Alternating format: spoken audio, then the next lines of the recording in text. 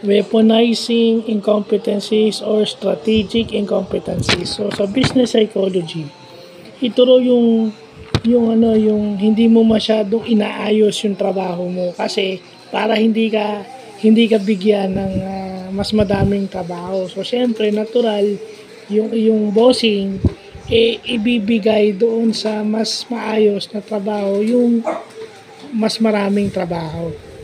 So yun yung sinasabi na hindi masyadong ginagalingan, minsan sinasadya dahil ayaw mautusan.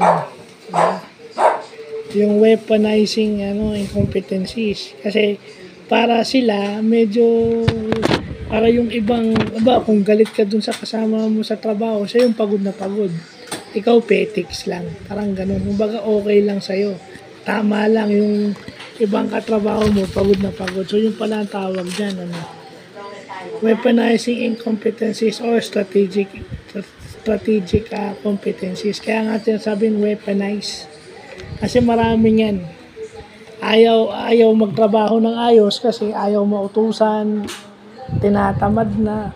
In a way, for me, parang silent quitting na rin yun. Silent quitting na rin siya, di ba? So, yun yung masakit na katotohanan na another management vlog. Business psychology and management vlog.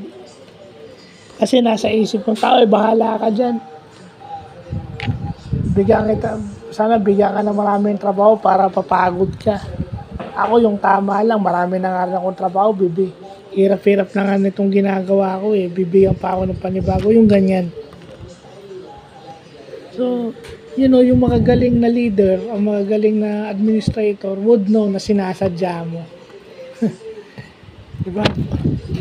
Sila yung mga manager na ganun, yun ang magka-counter ng ginagawa mo.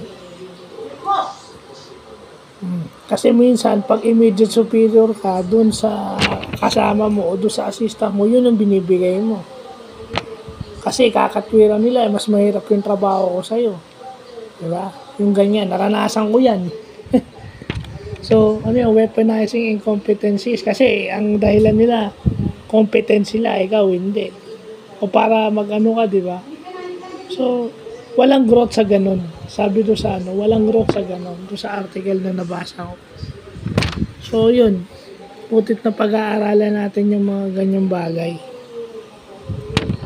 Okay, so, yun lang. Kung iisipin, may mga katrabaho talagang ganyan kahit saan. Hindi yan mawawala. So, yun lang po.